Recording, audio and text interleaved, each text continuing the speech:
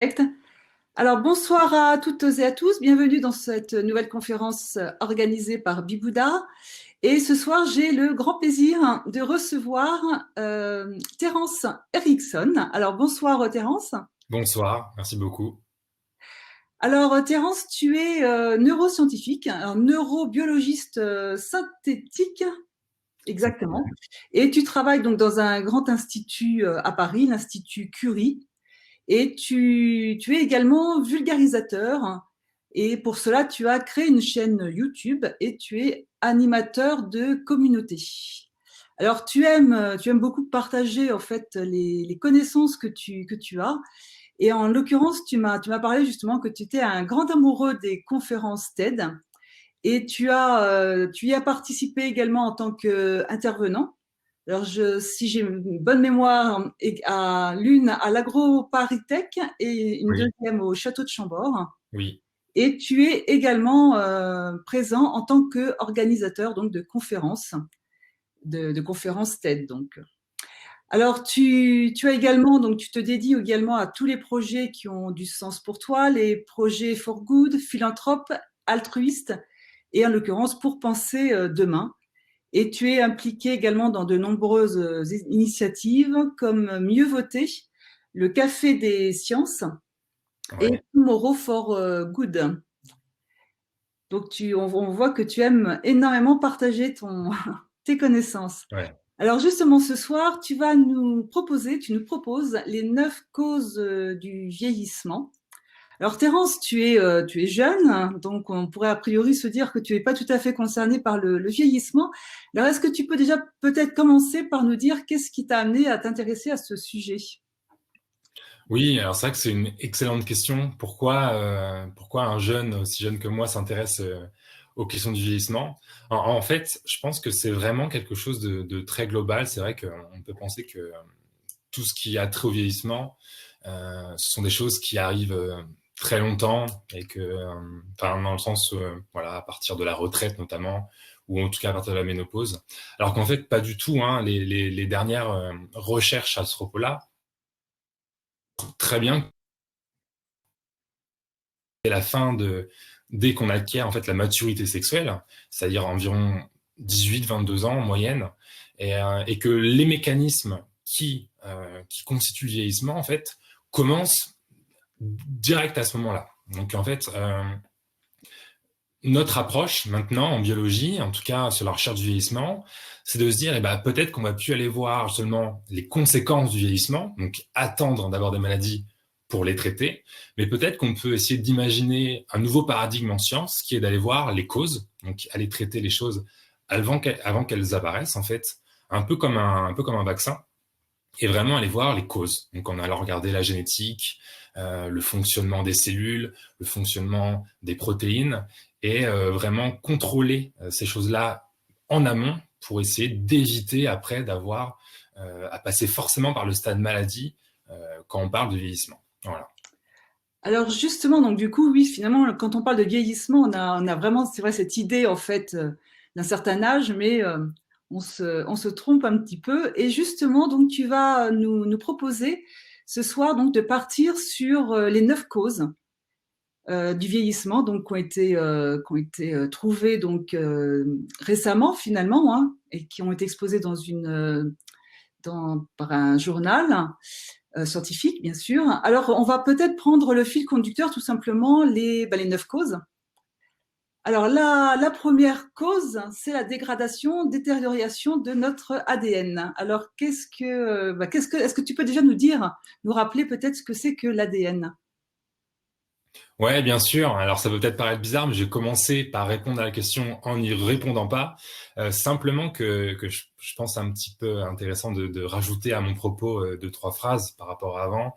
Juste dire que je- c'est vrai que quand on entend vieillissement, on entend souvent les maladies qui sont liées. Donc ça peut être cancer, neurodégénérescence, etc., qui apparaissent à des stades avancés de la vie.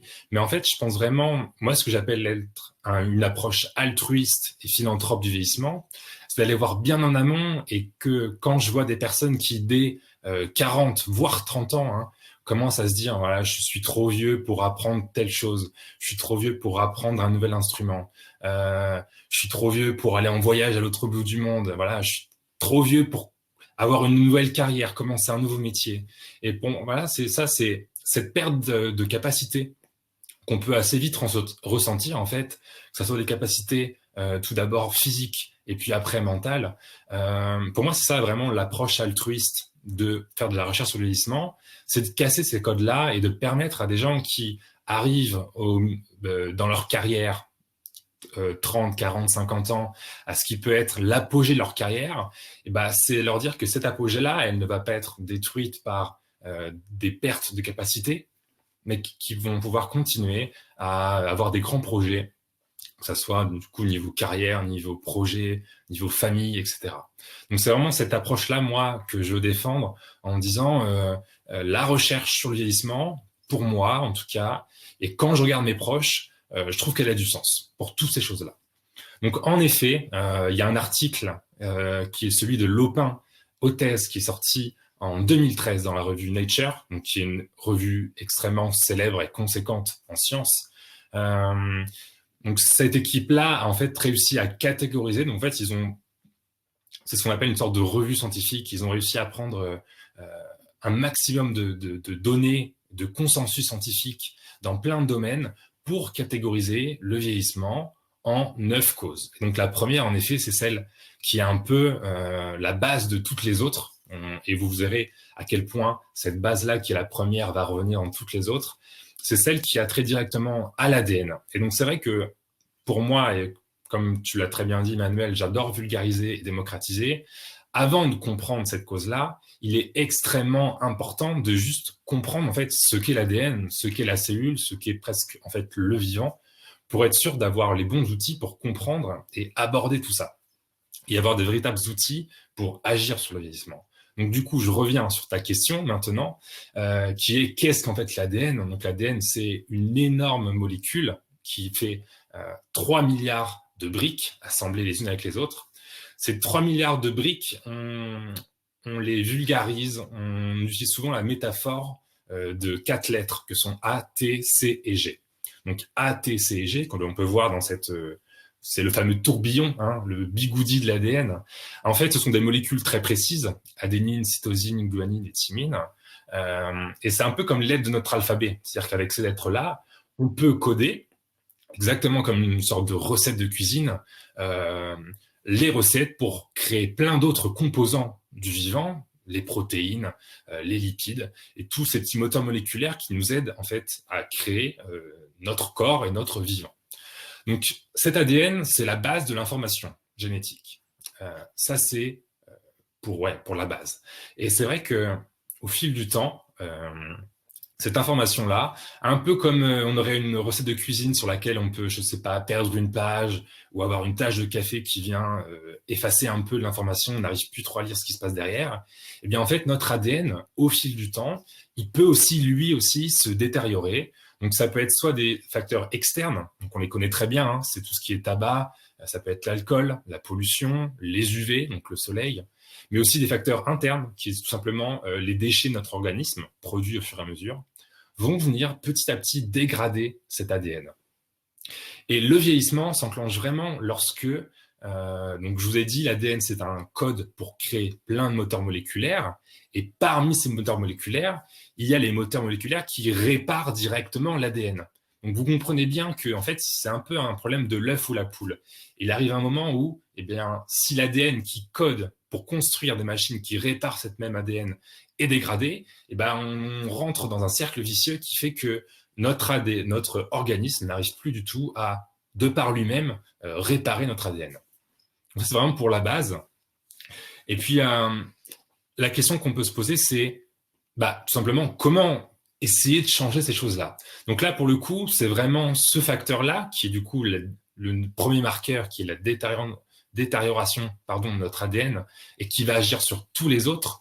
Il faut qu'on aille voir les autres pour comprendre comment on pourrait agir du coup sur celui-ci qui est la base. Donc voilà, ça c'est pour le premier. Alors justement, est-ce on peut les arrêter, on peut freiner cette détérioration ou est-ce que c'est réversible? Donc, tu avais l'air de dire oui, mais finalement, à partir du moment où on rentre dans son cercle vicieux, est-ce que malgré tout, ça reste réversible? Alors c'est vrai que c'est une question assez compliquée. Pour les autres, on verra qu'il y a plein de manières d'agir dessus. Par contre, comme je disais, celui-ci, c'est C'est la la base. C'est vraiment le code de base. Donc c'est vrai que une fois que la recette, elle est changée, à part imaginer des thérapies géniques comme aujourd'hui, nous n'en sommes pas encore capables. Donc peut-être que demain, enfin peut-être, j'y crois, parce que je suis quand même plutôt un éternel optimiste, voire utopiste, mais euh, tout porte à croire que notre médecine et notre connaissance du vivant va continuer à augmenter et que peut-être demain, on aura des thérapies génétiques pour, en tout cas, contrôler les modifications et les mutations de notre ADN. Mais aujourd'hui, on a vraiment pas de technologie qui soit éthiquement viable, c'est-à-dire qu'on pourrait tenter des choses sur les humains, mais ça serait des choses qui seraient pas du tout éthiques.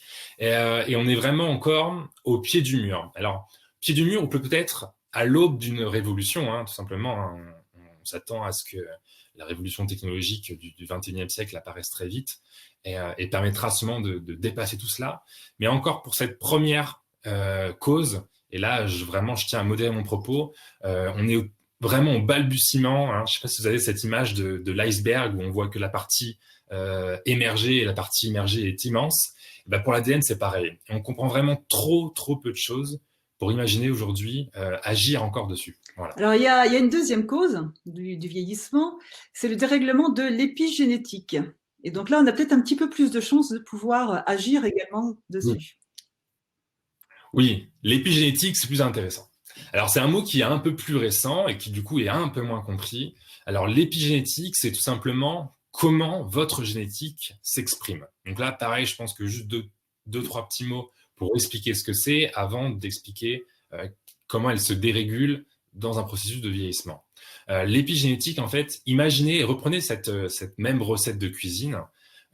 Et ben, donc je vous ai dit, voilà, la génétique, notre ADN, c'est la recette en elle-même. C'est la feuille sur laquelle il y a écrit comment créer telle ou telle machine.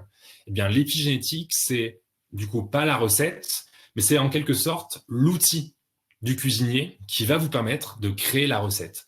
Par exemple, on peut avoir une recette pour créer, je sais pas, un gâteau, mais si on n'a pas le fouet pour remuer, le gâteau va pas pouvoir se faire. Eh bien, l'épigénétique, pardon, c'est à peu près comme ça. C'est-à-dire que tout le long de notre existence, on va pouvoir rencontrer ce qu'on appelle tout notre environnement de vie, notre écosystème, qui va pouvoir modifier la façon dont notre ADN s'exprime. Alors, au niveau moléculaire, là, c'est là où ça devient intéressant. Euh, c'est des modifications qu'on appelle soit des méthylations, soit des acétylations. Alors, bien sûr, je ne vais pas rentrer dans le détail, mais sachez juste que en fait, ce sont des parties de ces méthylations, ces acétylations, sont des petits processus chimiques qui vont pouvoir en fait refermer ou ouvrir notre ADN pour permettre à celui-ci d'être plus ou moins exprimé. Par exemple, on peut avoir, si on a une protéine ou un moteur moléculaire qu'on ne veut pas trop exprimer, on va plutôt refermer l'ADN. En fait, ce qui se passe avec le vieillissement, c'est que cette régulation-là, elle devient justement, elle se dérégule. Et on va avoir un peu ce qu'on appelle du tout et du n'importe quoi. C'est-à-dire que on va avoir des gènes et des protéines dont on n'a pas besoin qui vont peut-être être exprimés, ou des gènes et des protéines hyper importantes, capables de prévenir des grandes maladies, capables de produire du collagène pour avoir une peau qui soit en bonne santé, qui vont peut-être se mettre en fait être de moins en moins visibles en tant qu'ADN et du coup de moins en moins exprimés. Et c'est là où on a vraiment des problèmes. C'est-à-dire qu'on va pouvoir avoir voilà, des dérégulations de certains processus du vivant. Alors, comment agir dessus? Ça, c'est la bonne question. Alors, en effet, on a plus d'espoir sur l'épigénétique parce que, certes, la génétique, c'est quelque chose qui est ancré en nous, alors que l'épigénétique, pardon, on va pouvoir la modifier. Et c'est ça qui est hyper intéressant. Donc, ça se passe surtout on va pouvoir, alors comment dire ça très simplement pour l'épigénétique, ça va être vraiment déjà commencer par simplement vivre dans un environnement en fait assez sain, c'est-à-dire que ça peut paraître assez bête, mais par exemple, vous savez par exemple que vivre dans un environnement social très précis peut agir sur par exemple, sur votre éducation ou des choses comme ça. Et bah, pour l'épigénétique, c'est pareil. C'est-à-dire que en fonction de là où on va vivre, on va pouvoir avoir des façons différentes d'exprimer notre génome. Peut-être le mieux, c'est que je donne un exemple. Si vous prenez deux jumeaux, voilà, deux jumeaux, vous voyez très bien que au fur et à mesure, dans leur vie, ils vont avoir des environnements de vie différents qui vont faire que, bah, au fur et à mesure, ils vont de moins en moins se ressembler. Et c'est exactement ce qu'il se passe. Alors, quand je dis, pour l'épigénétique, la solution, ça peut être de, en effet, juste bah, vivre dans des villes qui sont... Alors, ça peut paraître enfoncer des portes déjà ouvertes, hein, mais vivre dans des villes qui sont pas trop polluées, manger des choses qui sont pas trop transformées, peut être vraiment des véritables moyens pour agir sur l'épigénétique. Voilà. Alors, est-ce que justement, par exemple, il y a bien sûr le lieu, il y a bien sûr l'alimentation, mais finalement, est-ce que ça dépend, justement, ça dépend ça dépend de chacun, c'est pas quelque chose, il n'y a pas un ensemble de données qui doit être appliqué par tout le monde, c'est un ensemble de possibilités et chacun pioche un petit peu dans ces choix-là, j'imagine, au niveau de l'épigénétique. Bien sûr, exactement. Mais là, comme on en reste encore sur vraiment les bases du vieillissement qui sont vraiment les plus basiques, on va dire ça comme ça, on est encore vraiment au balbutiement de cette recherche-là. C'est vrai que là encore, eh ben, on est en train de découvrir, c'est-à-dire qu'on est en train d'explorer un peu comme une sorte de jungle amazonienne où bah, on ne sait pas du tout vers où on avance. Et donc, on le verra avec les autres facteurs qu'on verra à la fin, c'est bien plus facile d'agir dessus.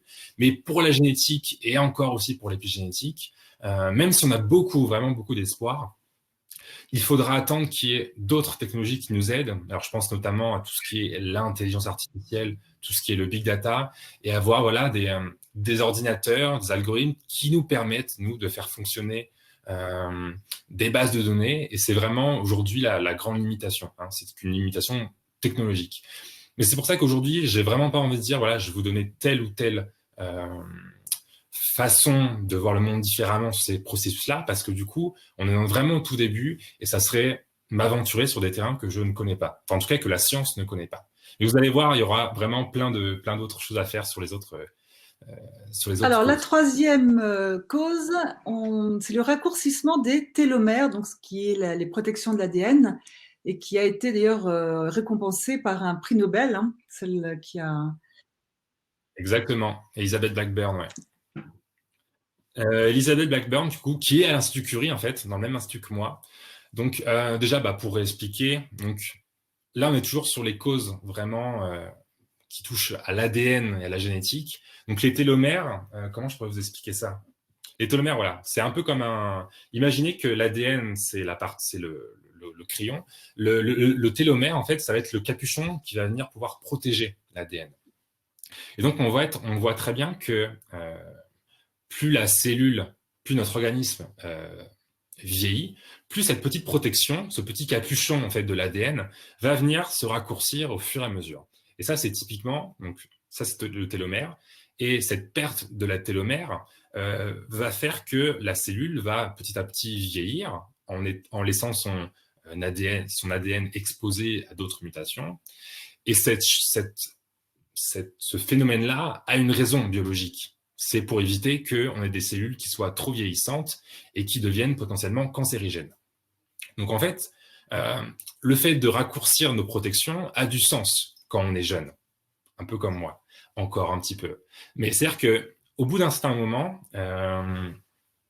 comme les autres phénomènes, il va y avoir une certaine dérégulation. Et c'est-à-dire qu'on va arriver à un moment où, dans notre organisme, on aura beaucoup trop de cellules qui n'auront plus cette protection-là. Et c'est-à-dire que ce qui au début se faisait très bien, c'est-à-dire nettoyer les cellules qui n'avaient plus de protection, eh ben on va arriver avec tout simplement un surplus de cellules dont l'ADN n'est plus protégé. Et l'ADN d'une cellule qui n'est pas protégée, voilà, on reviendra sûrement après sur l'une des autres causes, mais ça va créer des cellules qui sont capables de se mettre en état d'urgence et de relarguer plein de toxicité dans l'organisme. Donc en effet, cette protection des télomères, elle est assez importante. Et du coup, c'est ce qu'a découvert Elizabeth Blackburn, la prix Nobel, c'est qu'il y a une enzyme. Donc une enzyme, c'est un petit moteur moléculaire qui s'appelle la télomérase. Donc, si on décompose le mot, télomère, donc c'est la fameuse protection, et ase, c'est un suffixe qui en biologie est très souvent utilisé pour désigner une enzyme qui agit en rétrocontrôle sur le radical du mot. Donc je me réexplique. Télomère, ase. Donc ase, ça veut dire qui agit dessus. Et la télomérase est capable de reconstruire les télomères. Alors, lorsqu'on est jeune, cette télomérase, elle est très active et forcément, quand on vieillit, elle se dérégule par le fait que son ADN, la partie qui code pour cette protéine-là, est elle-même endommagée. Donc là, on commence à comprendre que tout est lié. Et du coup, cette télomérase, elle va être de moins en moins fonctionnelle. Et il y a des cas très précis où cette télomérase, elle, entre guillemets, elle pète un câble. Et c'est une maladie très, très connue qui est le cancer. Donc dans le cancer, on va avoir des télomérases qui se mettent à... Elles sont tellement dérégulées qu'elles vont se mettre à surproduire cette protection de l'ADN. Et en fait, elles vont venir maintenir en vie des cellules qui doivent mourir parce qu'elles sont très vieillissantes. Et c'est ça, en fait, le cancer. C'est une surmultiplication des cellules qui sont elles-mêmes incapables de mourir. Donc c'est une maladie des cellules immortelles. Et donc là, dans ces cas-là, comprendre les mécanismes qui régulent cette protection de l'ADN sont hyper, hyper importants. Et donc c'est ça tout le défi de maîtriser les télomères et de maîtriser la télomérase. Alors, en tout cas, pour l'instant, aujourd'hui, c'est vrai qu'on parle de la télomérase, mais on n'a pas, c'est pas quelque chose aujourd'hui dont on peut se servir. Ça permet de comprendre le fonctionnement. C'est bien ça. Oui, en fait, pour être même plus précis, il y a certaines personnes qui ont commencé des thérapies géniques sur la télomérase. La plus connue, c'est Lise Parrish, qui est la PDG de l'entreprise BioViva.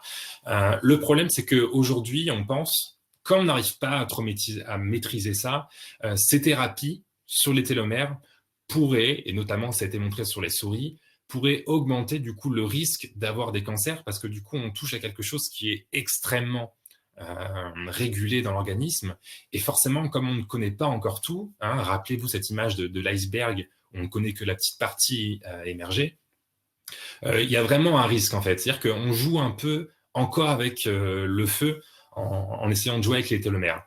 Donc j'ai envie de vous dire, il y a d'autres causes plus prometteuses. Peut-être qu'un jour, on arrivera à avoir de véritables thérapies sur les télomères, mais encore aujourd'hui, c'est quelques années, j'ai envie de dire. C'est très dur de dire dans quelle année les thérapies vont arriver, mais je pense qu'on est quelques années trop tôt, voilà, pour la télomère.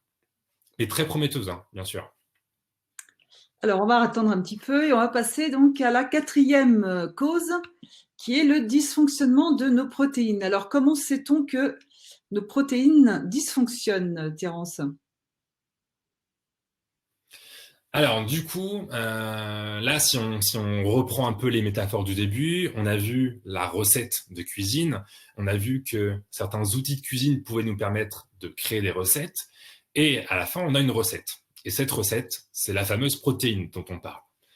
Donc, dans notre organisme, vous avez commencé, je pense, à vraiment comprendre le modèle de base. C'est on a la cellule, à l'intérieur, le livre de recettes, l'ADN, et ce qui est produit, ce sont les protéines qui ont plein de fonctions. Par exemple, des fonctions pour créer des structures, pour créer les os, pour créer le collagène, etc. Et pour créer de l'énergie, plein de choses comme ça. Donc, c'est hyper important d'avoir tous ces petits moteurs moléculaires que sont les protéines et que ces moteurs-là soient en parfaite santé. Le problème avec le vieillissement, c'est qu'on peut avoir de l'oxydation dans le corps. Donc l'oxydation, c'est l'équivalent microscopique de la rouille. Voilà. En fait, ce sont donc oxydation, parce que du coup, il y a des échanges d'oxygène à l'intérieur. C'est de là d'où vient le mot, oxydation. Et donc, du coup, la rouille, c'est justement des échanges d'oxygène au niveau du fer. Et sur les protéines, l'oxydation va avoir les mêmes effets. On va avoir des protéines qui sont du coup des moteurs qui vont se mettre à rouiller. Et donc, rouiller pour une protéine, ça veut dire se replier différemment. Et une protéine qui se replie différemment, sans le savoir, vous connaissez très bien ce que ça donne. En fait, ça va donner des protéines qui vont s'agglomérer, qui vont donner des plaques et qui peuvent donner jusqu'à des maladies très connues que sont Parkinson et Alzheimer. Et Parkinson et Alzheimer sont typiquement Alors pour Parkinson, c'est un agglomérat de l'alpha-synucléine, qui est une protéine du coup qui ne fonctionne plus et qui s'agrège et qui du coup forme des grosses plaques toxiques. Alors que dans le cadre d'Alzheimer, on a d'un côté la protéine Tau et la protéine APOE, qui est plutôt un lipide, je ne rentre pas dans les détails, qui elles vont s'agréger. Donc vous comprenez bien maintenant que éviter que nos protéines rouillent et qu'elles s'agrègent est hyper important. Et d'après alors on a le chercheur Miroslav Radman, qui d'ailleurs travaille directement sur ça, qui lui pense que c'est la cause du vieillissement la plus importante et que toutes les autres, elles ne sont que une conséquence, un corollaire de celle-ci. Donc en effet, surtout, voilà, il faut garder un maximum nos protéines dans la bonne forme. Et là, ce qui est hyper intéressant, c'est que on commence à avoir, pour le coup, pas mal de moyens directement chez vous d'agir sur cette oxydation et de la maîtriser. Vous avez sûrement entendu parler des antioxydants. Et alors, ces antioxydants, ce ne sont pas juste des molécules qui peuvent faire vendre ou faire du marketing, ce sont de véritables molécules qui ont un aspect qui est celui de maintenir dans une bonne conformation ces protéines. Alors, je m'explique un petit peu. Pour les antioxydants, alors un antioxydant très connu, c'est l'acide ascorbique, qui est connu sous le nom de la vitamine C. Alors, donc pareil, acide ascorbique, ça peut paraître assez chimique, mais retenez que chimique naturel, ça veut rien dire au niveau du corps. On est tous chimiques, on est tous faits de quelque chose de chimique, donc l'argument c'est chimique, etc. ne tient pas vraiment pas. Et voilà, par exemple, si je vous dis acide citrique, ça peut paraître chimique. Alors si je vous dis jus de citron, ce qui est la même chose, c'est totalement naturel. Donc faites bien attention à ça. Ça c'est un débat, c'est un autre débat, mais que j'aime bien toujours rappeler. Donc acide ascorbique, qui est l'autre nom de la vitamine C. D'ailleurs, pour l'information, ascorbique, A, ça veut dire l'inverse de, et scorbique, ça vient du scorbut, qui était une ancienne maladie avant, dont on a découvert que la vitamine C pouvait guérir. Donc voilà, acide ascorbique, donc l'acide contre la maladie du scorbut. Je reviens sur ce que je disais. La vitamine C est une sorte de, donc c'est un antioxydant, c'est une sorte de petite molécule qui va venir sur les protéines, voilà, combler une balance en fait chimique qui est un peu bancale. Je vais encore une fois pas rentrer dans les détails, mais ça permet juste d'avoir une stabilité chimique au niveau moléculaire pour la protéine. Et donc c'est hyper important d'avoir des régimes, et donc là ça passe vraiment par l'alimentation, d'avoir des régimes à base d'antioxydants. Donc je vous parle de la vitamine C depuis tout à l'heure, mais il y a plein d'autres aliments qui sont directement reconnus pour avoir des vertus contre le vieillissement, dont des études scientifiques ont été réalisées. En premier lieu, on entend souvent parler du curcuma. Donc en effet, le curcuma, c'est un bon exemple. La molécule en question, c'est la curcumine, et faites attention, la curcumine, il suffit pas de mettre, par exemple, du curcuma, donc là je vous donne un exemple hyper précis, il suffit pas de mettre du curcuma dans un plat pour avoir l'effet de la curcumine, qui est l'effet antioxydant. C'est un peu plus complexe que ça. En tout cas, n'hésitez. Quand vous prenez du curcuma dans un but d'avoir un effet anti-vieillissement, surtout faites-le chauffer et prenez-le avec de la piperine, qui est une des molécules que l'on trouve dans le poivre. Donc curcuma et poivre, ça aide à ouvrir en fait la curcumine et la rendre ce qu'on appelle biodisponible pour le corps. Donc il y a d'autres molécules comme ça, il y a tout ce qui est le thé vert avec la L-théanine qui est à l'intérieur, qui est aussi un très puissant antioxydant. On va avoir le resveratrol qu'on trouve dans le vin rouge. Donc pareil, le vin rouge, attention, les molécules à l'intérieur sont très bonnes pour la santé, mais n'empêche que l'alcool en lui-même est mauvais pour la santé. C'est pas parce que vous buvez un verre de rouge par jour que vous allez vivre plus longtemps. En tout cas, retenez on peut très bien prendre toutes ces molécules que je vous dis, voilà, L-théanine, resveratrol, curcumine. Vous pouvez les prendre en simple poudre sans avoir l'aliment qu'il y a autour. Qu'est-ce que je peux vous donner d'autre comme exemple? On a parlé du jus de citron. Alors le jus de citron, l'acide citrique, pareil, hyper intéressant.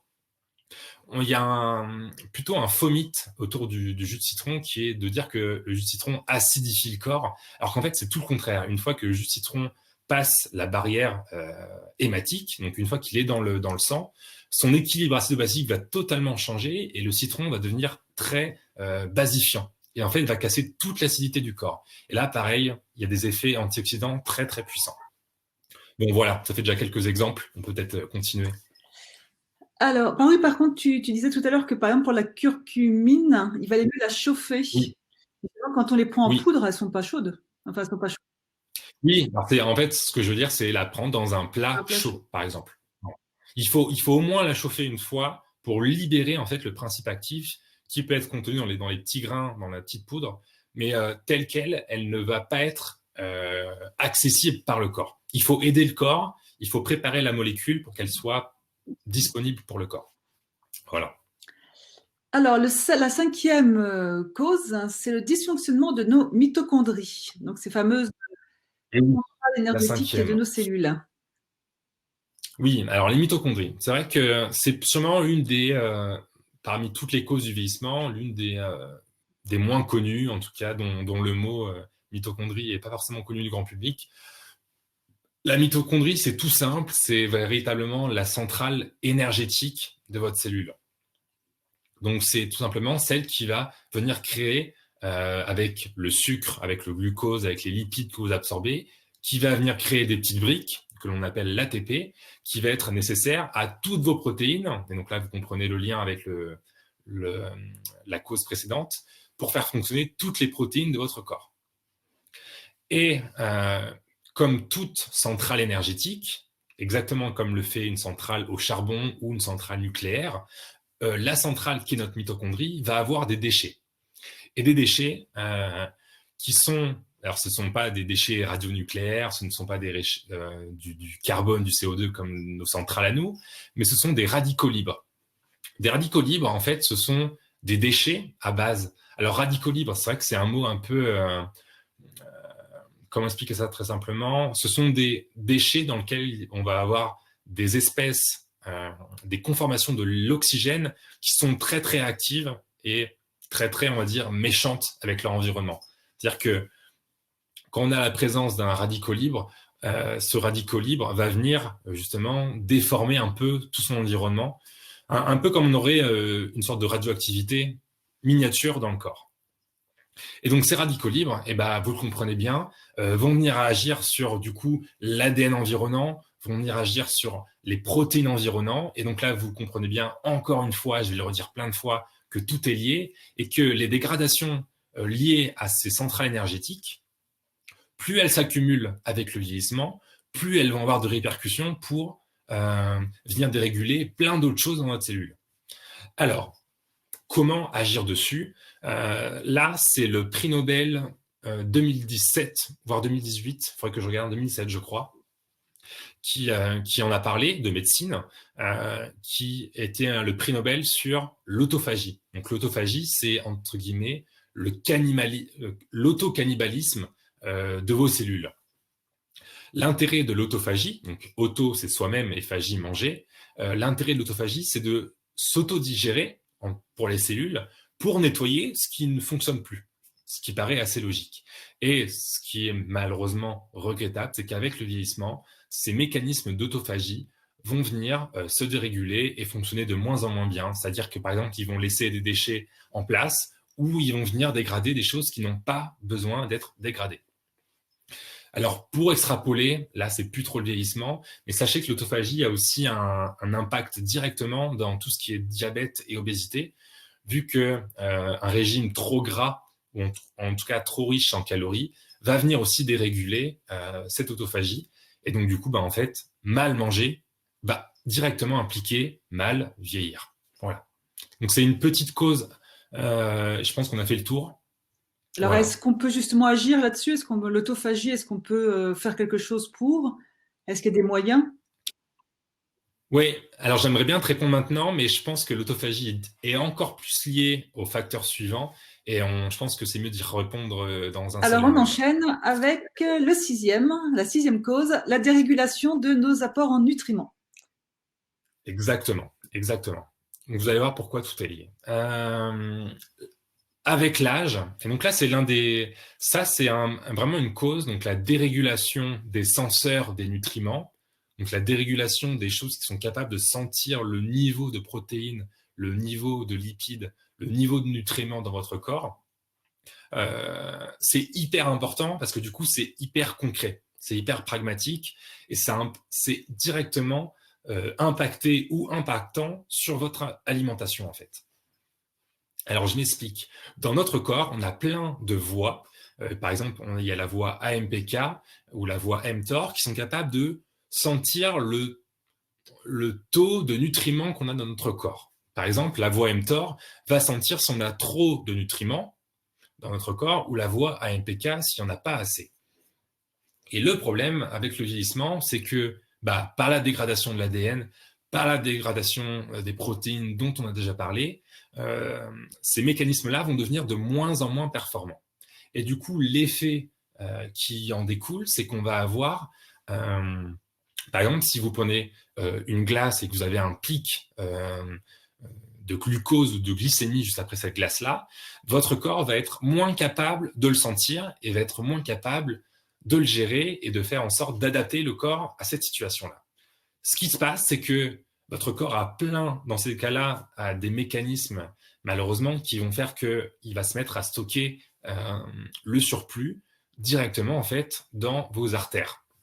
C'est ce qu'on appelle l'athérosclérose. Ce n'est qu'un exemple, hein, il y a d'autres endroits où ça va être stocké, mais c'est celui qui est le plus impactant parce que sachez que l'athérosclérose, donc qui est la sclérose des artères, donc sclérose qui veut dire formation de plaques, c'est la première cause de mortalité en France.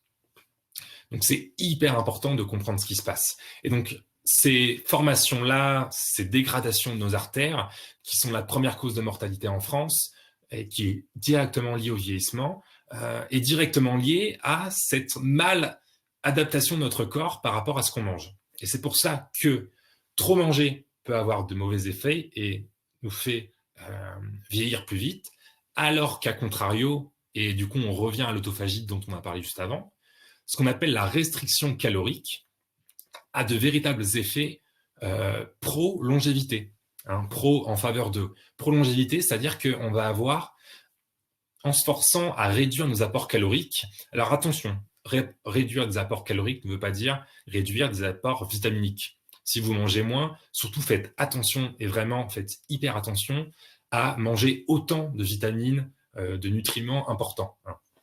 Vous pouvez réduire vos calories, mais surtout faites attention à ça.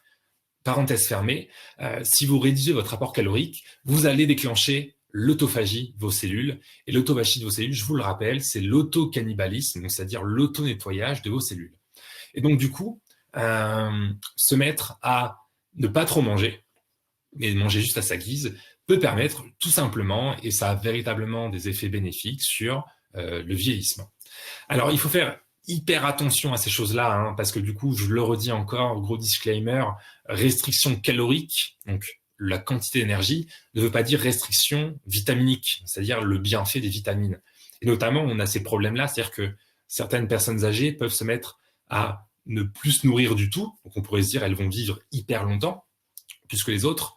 Non, parce que du coup, il y a des personnes qui peuvent du coup avoir de véritables carences. Il faut faire hyper attention aux carences parce que évidemment, on va pas en parler dans les causes du vieillissement, mais avoir des carences, ça va totalement bousiller votre organisme. Donc faites hyper attention à ça. Pareil, je fais une mini parenthèse, j'en profite, mais parce que je pense que c'est hyper important d'en parler. Par rapport à tout ce qui est, pareil, restriction calorique et autophagie, ça peut paraître tout bête, mais il y a un truc hyper important pour déclencher ces choses-là, l'autophagie, la restriction calorique, c'est mâcher vos aliments. Je vais m'expliquer. Quand on mâche, et en fait c'est l'un des plus gros problèmes de ce qu'il y a au McDo, on pense que le McDo est mauvais pour la santé parce que c'est trop calorique, alors que non, le problème d'un McDo, c'est que tout est mou, toute la nourriture est molle en fait. Les frites sont molles, le burger est mou, le steak haché est tout mou, et c'est ça le problème. C'est-à-dire que quand on mâche pas assez, on va pas assez activer des boucles de rétrocontrôle au niveau du nerf vague qui vont venir préparer notre organisme à dégrader ce qu'on va manger.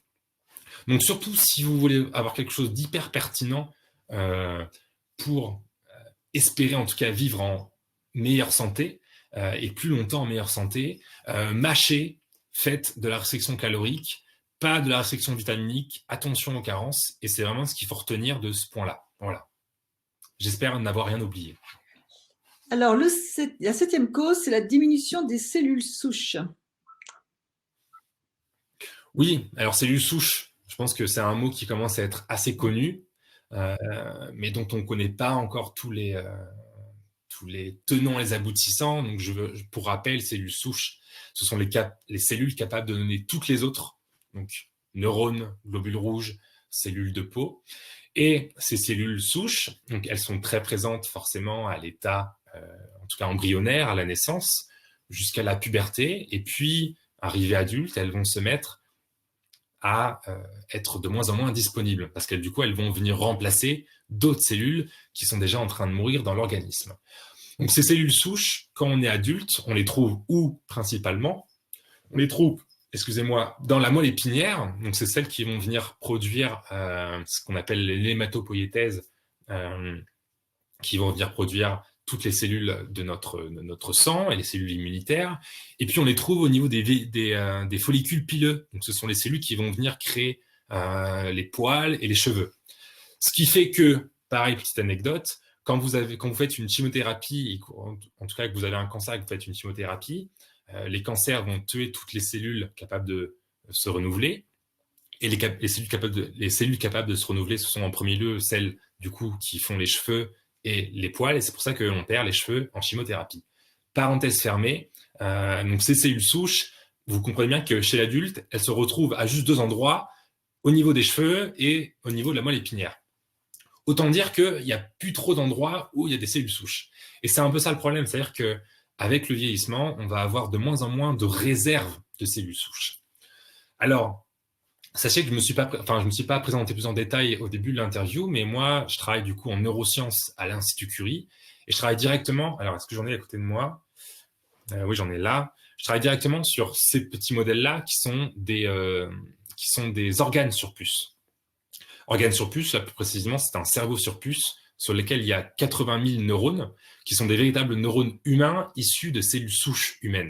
Donc c'est pour vous dire que moi, les cellules souches, c'est directement mon angle de travail, c'est directement enfin c'est mon matériel quotidien en tout cas. Et les cellules souches sont hyper passionnantes pour moi et hyper intéressantes parce que grâce à elles et grâce à ces organes sur puce, on n'a déjà plus besoin d'expérimentation animale, parce que vous comprenez bien que si on arrive à recréer des réseaux de neurones sur ces puces-là, on n'a plus besoin d'induire des traitements ou de l'expérimentation sur de véritables animaux.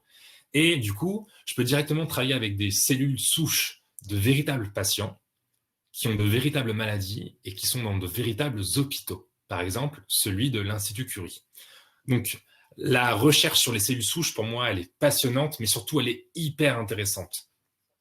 Parce qu'on entend souvent parler de thérapie de cellules souches. Certes, c'est un domaine encore en balbutiement, mais qui a vraiment des intérêts hyper importants pour demain, pour inventer une médecine de précision et une médecine qui soit véritablement personnalisée. C'est-à-dire que demain, peut-être que vous aurez vos propres cellules sur ces petites puces-là, et que du coup, on sait tous qu'on réagit différemment à une allergie, une chimiothérapie, un médicament, un traitement. Donc, imaginez la puissance d'avoir votre propre biologie sur cette puce. Donc, c'est aussi passionnant que important et pouvant changer demain.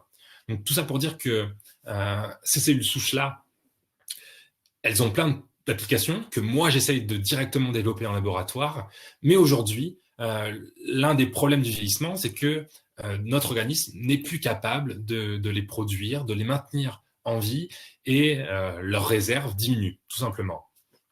Alors, comment agir dessus? Comment avoir un mode de vie ou une alimentation qui permet d'avoir encore ces molécules, ces cellules vigoureuses? C'est assez compliqué aujourd'hui, sans passer sur des thérapies thérapeutiques. Il y a 2 petites choses que je peux vous donner, que je peux vous parler. C'est en tout cas le NAD+. Donc NAD+, comment dire ça simplement? C'est une coenzyme, c'est une sorte de chose, c'est un peu comme une clé de contact, le NAD+. Imaginez que dans votre corps, vous avez des protéines, les fameux moteurs, il faut la petite clé de contact pour les activer, le NAD+, c'est ça. Et ce NAD+, peut venir à activer comme une clé de contact, comme une clé sur un petit organe, une petite machine, peut venir rebooster en tout cas la création et la maintenance des cellules souches. Donc ce NAD+ là, il peut se trouver soit dans une alimentation qui soit riche en antioxydants, dans une alimentation qui soit riche aussi en oméga 3, tout ce qui est poisson, etc. Ou sinon tout simplement aussi en complément. Hein. On peut prendre sans risquer rien du tout parce que c'est un consensus scientifique là aussi, des molécules qui sont en gélules, en comprimés pour booster ces taux de NAD+. Mais encore là, pareil, voilà, je vous propose juste de dire attendez quelques années encore, on est en train de développer ça en laboratoire, les choses vont bientôt sortir, mais c'est encore trop tôt pour les mettre directement sur les humains, puisque principe de précaution oblige, principe de bioéthique oblige, j'ai pas envie de faire n'importe quoi avec n'importe qui, et il faut mieux être patient pour tout contrôler, voilà. Et ça arrive, croyez-moi. Alors, la 8e cause, c'est l'augmentation des cellules sénescentes. Alors, qu'est-ce que les cellules sénescentes? C'est un petit peu moins connu peut-être. Ouais, c'est un peu moins connu, mais en fait, c'est l'exact opposé. C'est-à-dire que là, on a vu les cellules souches. Eh bien, les cellules sénescentes, c'est tout le contraire. Les cellules souches, ce sont les élèves qui sont capables vraiment des cellules, comme je vous l'ai dit, qui sont capables de donner toutes les autres, hein, donc neurones, globules rouges, etc. Eh bien, les cellules sénescentes, c'est tout le contraire. Ce sont des cellules qui sont déjà hyper spécialisées. C'est un peu comme si elles avaient déjà un métier. Elles ne sont plus élèves. Et en plus d'avoir un métier, elles sont en fait à la retraite. C'est-à-dire que ce sont des cellules qui ont arrêté de travailler pour une bonne raison. Ça peut être par exemple des cellules, je sais pas, de votre foie, de votre poumon, qui n'ont plus d'utilité parce qu'elles ne sont plus assez compétentes. Et le problème de ces cellules souches, c'est que lorsque l'on est jeune, elles sont nettoyées par l'organisme, et